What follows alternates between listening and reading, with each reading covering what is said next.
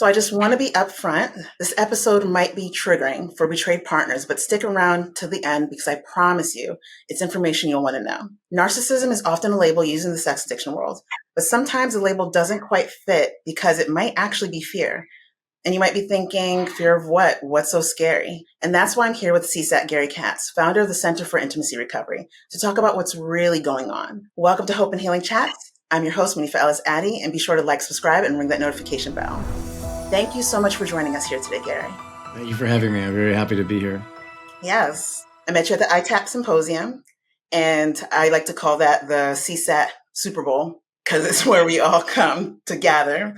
And you gave a compelling presentation about how men can be acting out of fear sometimes can like resemble narcissism to someone from the outside. Why is that? Like, what does that look like? Yeah, that's a great question. I think it sometimes gets mistaken for addiction. So sometimes I think, just the word narcissism, I think sometimes now in popular culture, it's been kind of, borrowed, appropriated for a lot of other things more than the diagnosis. Addiction by nature is a self-centered, soothing or coping strategy. But that doesn't mean it equates to narcissism. And so when somebody looks at the selfishness involved in addiction, in any type of addiction, I think sometimes now that's getting mislabeled as narcissism. I know that's not the popular thing. And I was recently at a conference where someone shared, it was a tech person who has a very popular tech a dating app company. But he shared that if you post on social media about narcissism or gaslighting, you have an 18 or 36% increase of viewership and engagement. So Wow.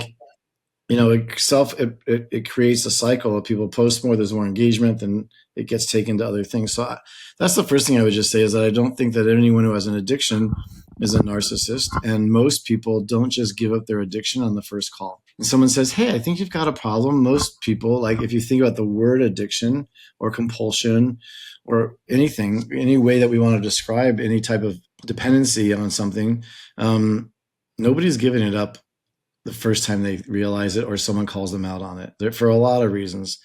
That doesn't make them a narcissist. It means that they're doing something, again, self-protective, self-centered, selfish, all these things, but it's not a narcissist. But I think the second place that we see it in our world is in a case where, let's say, a person discovers that their partner has a secret life, a secret sexual life, and in the trying to talk about it, a lot of the responsiveness is defensive. It's gaslighting, it's dishonest, it's blaming, all these things. I mean, anyone who's client or clinician who's been involved in this area, personally or professionally, knows what we're talking about.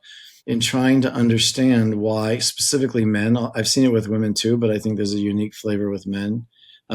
Why are they responding that way? Like their partner just had their heart shattered. They've discovered that what they believed is part of their identity of what their relationship is like, who their partner is, who their identity as this team or family unit is. That's all just been obliterated in the most painful way. And so instead of responding with something like, oh, wow, honey, I see I really just devastated you. This is so painful. How can I make this better? It's most of the time that's not the response that a partner gets. Sometimes they're the lucky ones. But most of the time the responsiveness is first either flat out denial or damage control. Often it's defensiveness, reversing the argument, making the person who has been hurt actually blaming them, attacking, going on the offensive and attacking them, minimizing it, all these forms. So like, why? Right? Why is that? And these are men who are otherwise sensitive. They're not ogres, typically. They're not jerks. Yeah. They're the nice guys. That's often why their partners pick them. They are typically very good parents. If you would take out these secret sexual behaviors, they're actually typically very aware spouses or partners.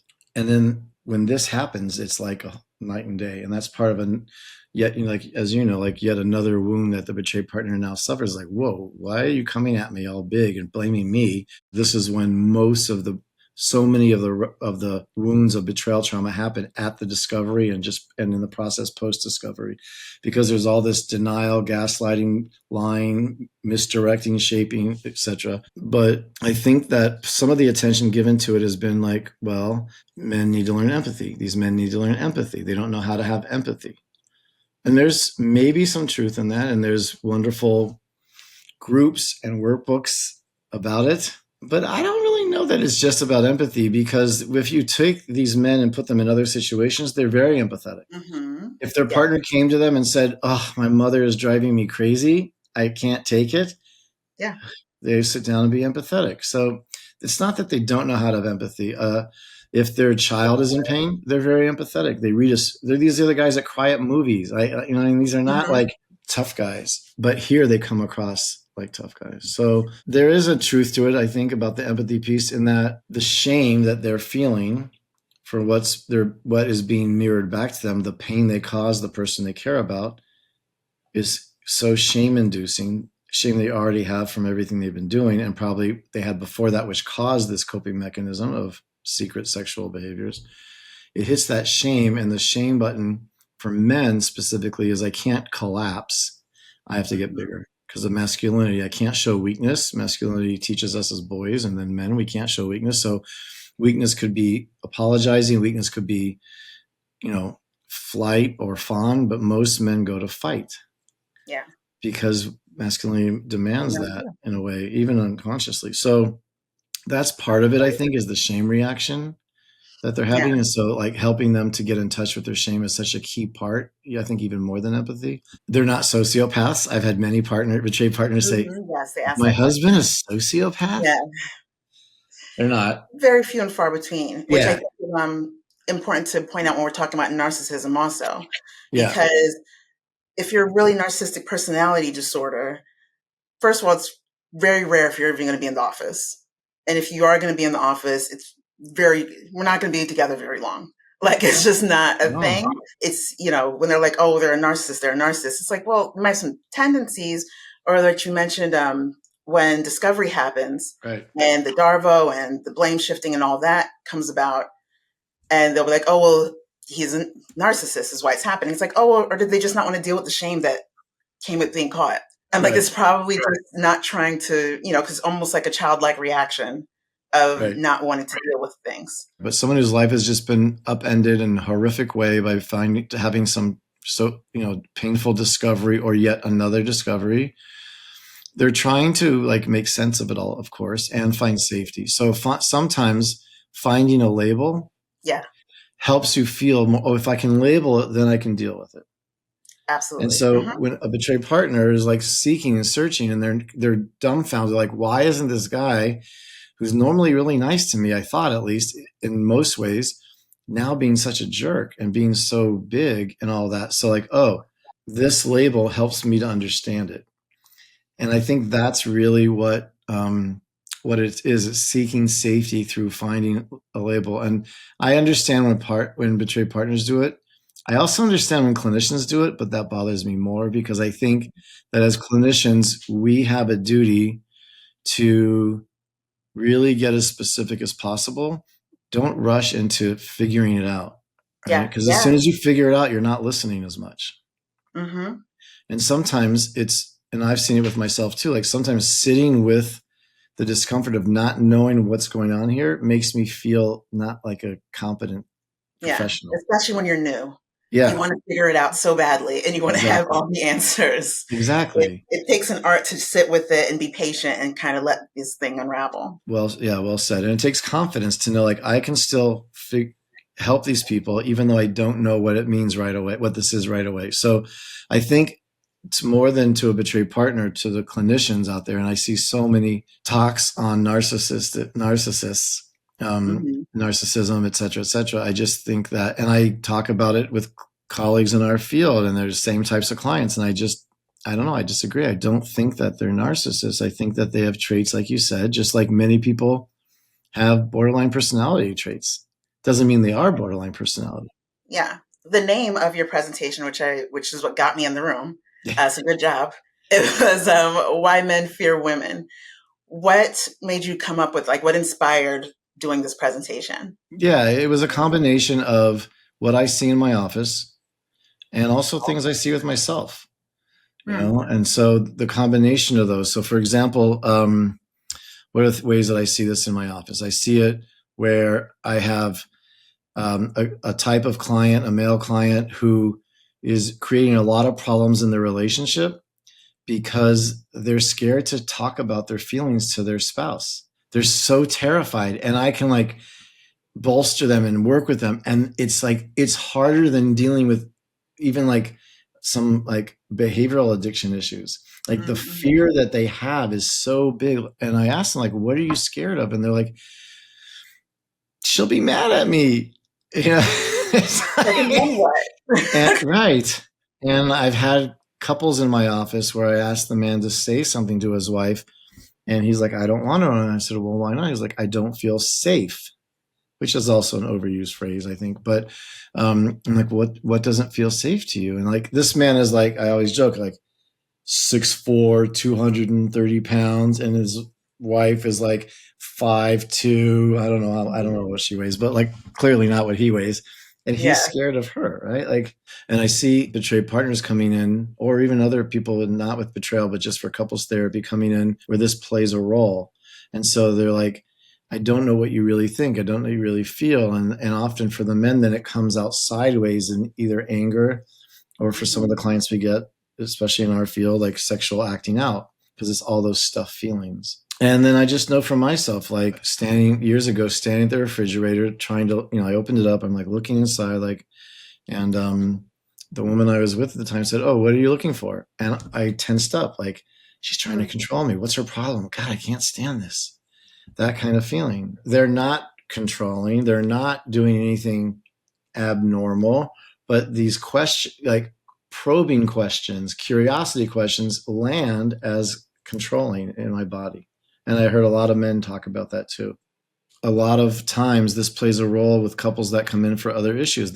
No one's going to say on their intake, we're coming in because my husband's scared of me. Some men are very in touch with it. They come in and they're like, I don't know how to do this. I can't talk to her. I don't want to say it. But for many men, because I think because of masculinity messaging, this idea of being scared of women is exiled. And there's this video that I actually use with groups from Key and Peele. Key and Peele? Oh, yeah. Yeah. So it's like this two couples come together at night, and then one of the couples is like 45 minutes late coming to their friend's house. And we're so sorry, this and that. And the women walk around to do a tour of the house, and the man is like, I'm so sorry. She just took forever. Yeah, like I was ready in the car and she just took forever. And he's like, and I told her, and he swears, I'm not going to do it here on the thing, but he's like, girl, what's your problem, man? He's like, you said that to her? You said that to her? He's like, I said that. Like, they're being so tough. And then all of a sudden the women walk back like, hey guys. And they're like, oh, hey, how's it going? Because they were scared that they overheard them. And the next thing you see them like in the basement behind the washing machine. And then I told her, and like, it's actually a very funny video, and it resonates with a lot of men I've seen. But and then they're out in the field and they're like hiding behind the tree. I'll send it to you later. It's very funny. But I think for many men, they're not even aware that they do that. It's like in the IFS language of like exile, like the parts of ourselves that we're not in touch with. Like someone, I think that's one for many men. Like, I'm not scared of it. I'm not scared of anything, let alone women. That's kind of how I came to it. And there's a really wonderful book, which I have to look up the name, but that talks a lot about it also. And when I started to like read that and think more about it, it landed so deep for me. It kind of wrecked me for about a month. Like, I was like, oof, this is really true. Like all of these things. And I know all the family of origin reasons why for myself, but I knew it was there in some ways. Yeah. But I also didn't really understand the depth and the breadth of it. In fact, my partner said to me, I've never seen you get so, I think I forgot the way she said it, but it was probably nice that I'm going to say it, but so impacted. I was going to say messed up, so impacted in preparing to talk about something. And she's right. Like it hit me hard. And so I used to joke all the time, like, you're not the boss of me.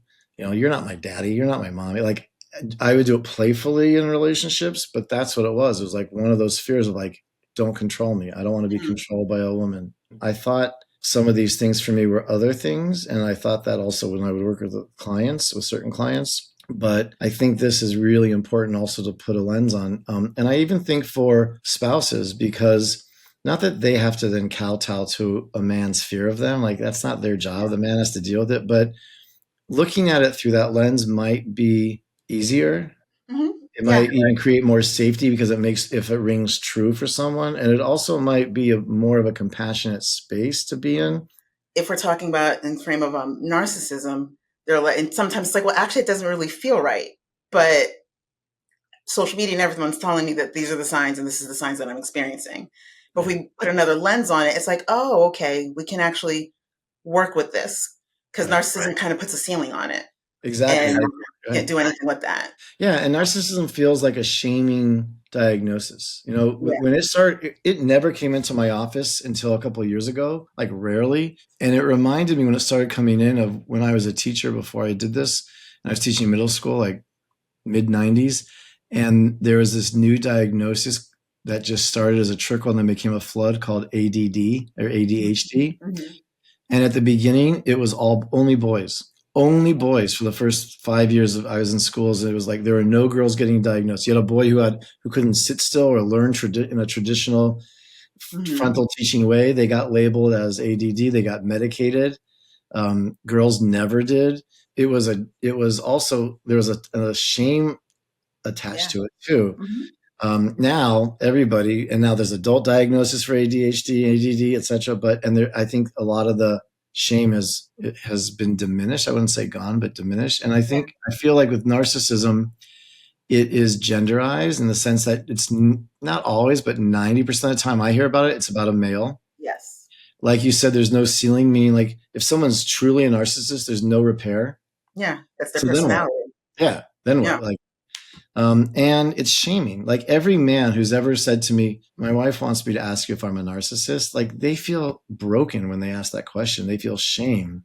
Yeah. And then it also often gets hurled now, since it's so in the colloquial speak of all of us, it gets hurled as an insult. You know, like when a man does something that he wants to do and his wife doesn't agree with, or they're having a disagreement. Oh, you're just a narcissist. You're such like it's, you know, like it becomes hurtful.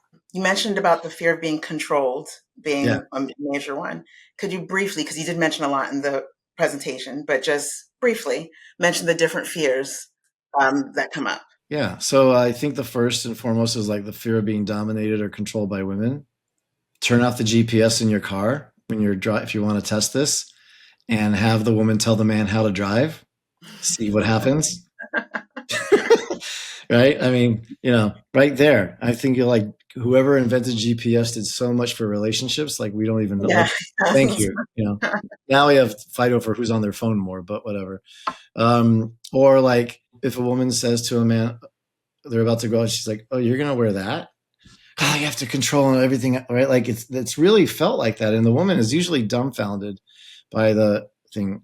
Fear of being entrapped. The idea that committing in a relationship or to a marriage is like you're giving up your best life. The whole ball and chain.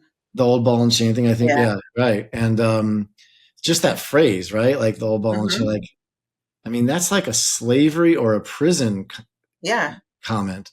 I mean, that's how it's being perceived, despite study after study showing evidence-based information that men's lives improve in a relationship. Yeah. They live in better conditions, right? Even if they have to deal with fluffy pillows now, they eat better. They are happier. They have less depression, less substance abuse. They have more sex, and they have a longer life. But despite that, culturally, it's like, oh, one last crazy hurrah because your life is about to end in 2 days when you get married, and now we have to have a bachelor. Like, and what's so interesting is like you asked this person to marry you.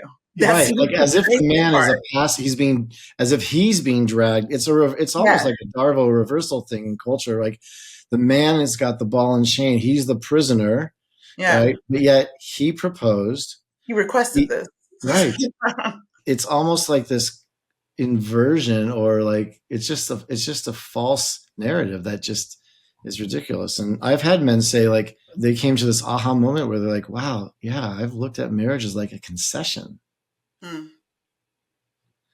that's a setup for betrayal at the worst and just feeling resentment at the Yeah. best, right? Mm-hmm. Failing to protect women, men's fear of I can't protect my person, my woman, like, and what that mean, that which means what does that mean about me as a man? Yeah. Fear of women's emotions, which Mm-hmm. I usually like to say is that's how we start, our profession started, right? All these Mm-hmm. women who were sent to Freud to be helped in Austria or wherever he was at the time, I think Vienna, um, because they were having hysteria. Yeah. Yeah. And as we know now, like majority of them were survivors of sexual abuse from his later Mm-hmm. studies, but they were being blamed for having too many feelings. And we don't do hysteria today like they did in the early 1900s or late 1800s, where like women would be like this. There's a Latin version of it, Yeah. and it's even a diagnosis now.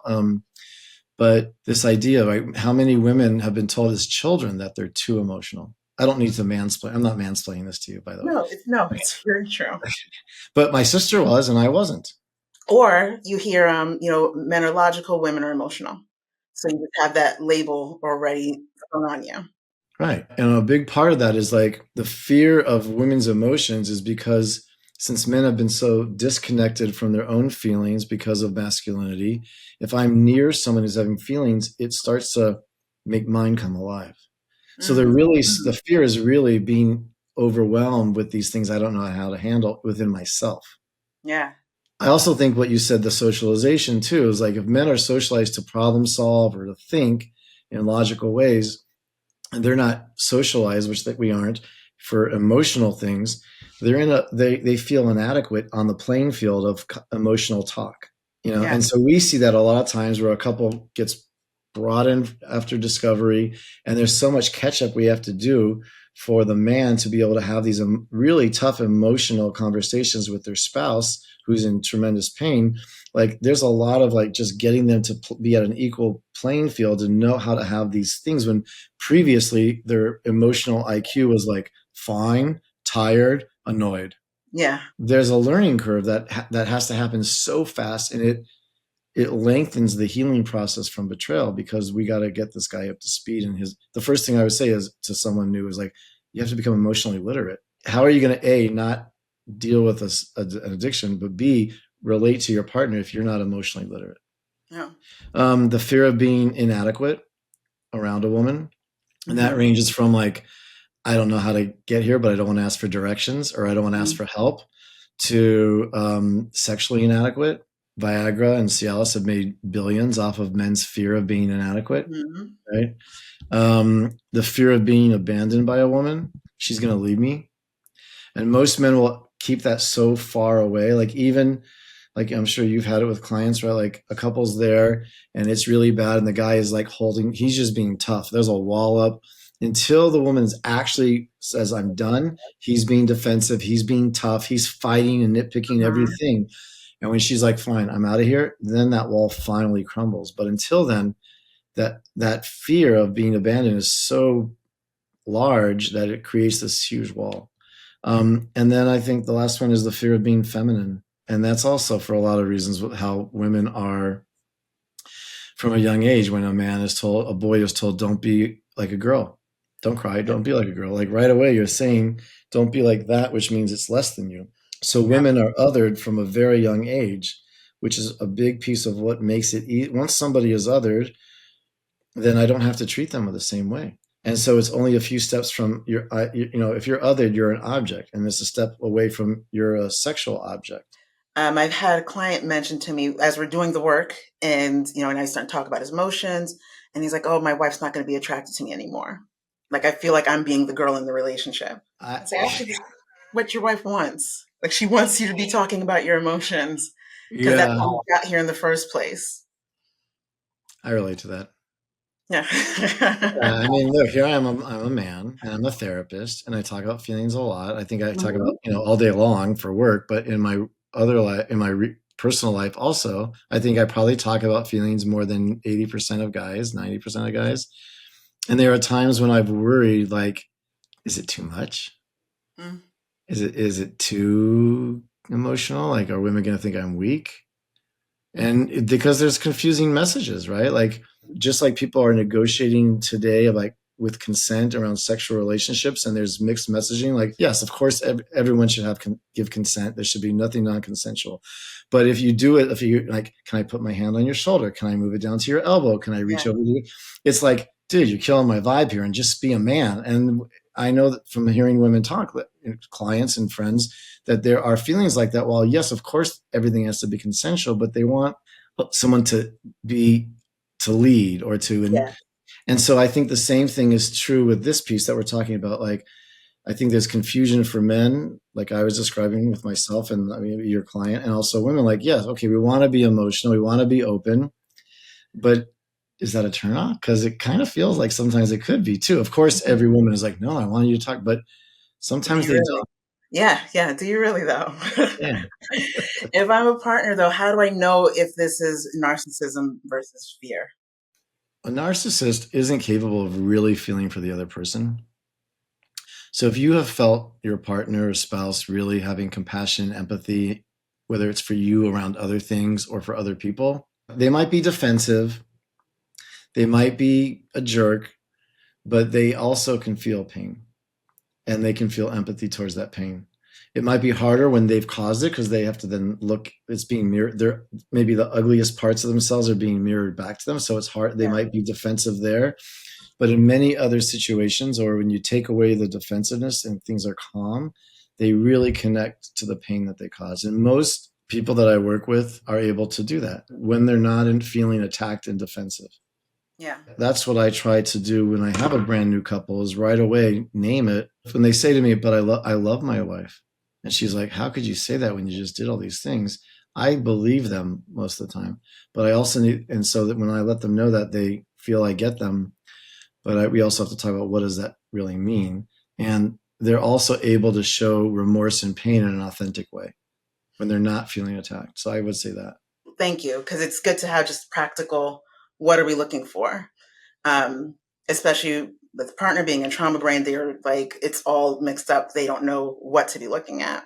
I am curious though, because we're talking about men have these, the idea of masculinity and, it starts from your little boys growing up, and then fear. Now we're talking about, being scared and fearful. How do you even bring that idea into the room in a way that they will even be receptive to this? Yeah, so there's some guys who are able to handle it because they're such people. It's like the real raging people pleasers. They get it. Oh, like, oh man, I couldn't tell my wife that, and they're actually really hard. They're a pleasure to work with. Well, because they want to make you happy too, but they're hard to work with because it's so deeply embedded. Yeah. But the men who aren't even aware of it, sometimes when I talk to them about, like what you said earlier with the client you were talking to, like, share your feelings with your spouse. And they're like, oh, well, why not? And so it's moving them into that and listening to the words they use, because she'll be mad at me. Okay, she'll be mad at you. What does that make you feel when you're worried? So sometimes I might call it worry or anxious. You're anxious versus scared, because that word might not land. Like, I'm not scared, So I think the first thing is I usually try to be careful. I listen to the words that they use and use those words, because that, if they're using them, then that means that language is acceptable and tolerable for them. They've already somehow connected to it because they're the ones sharing the words. Back to something you mentioned before about the feeling of safety. And I'm curious was kind of a two-part. For the partners, how do they help create that, the foundation for safety for them? But then also, how do the men rip off the Band-Aid to just do it? Right? Work together in this. I agree.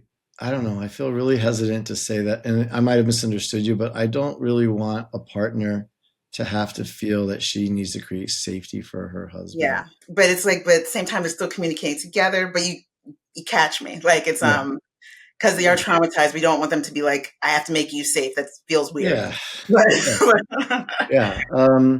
I think for the partner, I think if they can just sometimes see it as this, the person becomes less. If they have to be able to move off also the fact that they are not scary people, right? Like, they're often like, what do you mean you're scared of me? That's ridiculous. Well, first of all, can we accept that this is what these are his feelings. Yeah. Right. And some betrayed partners get caught in like, you're scared to tell me something, or you're scared of me. Like, you just destroyed our whole life. I should be terrified of you. You're the wolf, right, in sheep's clothing, not me. So they have to be able to understand. They have to be in this process long enough to be able to hold space that this person has feelings. You might not agree with them. You might not understand them. They probably preceded you. Like, it's not an indictment of the betrayed partner. Like, she's so scary, like, and such a big, fearful person. He would be with any woman and it would be like this, most likely. Like 80% of the fears are all about other things, not about what happened in the relationship. It's about their inability to tolerate displeasure from a woman, or contempt, or disapproval is a better word. Sometimes contempt, but disapproval. So I would explain it to the partner in that sense, like, this isn't because you did something wrong, because a lot of times they blame themselves, right?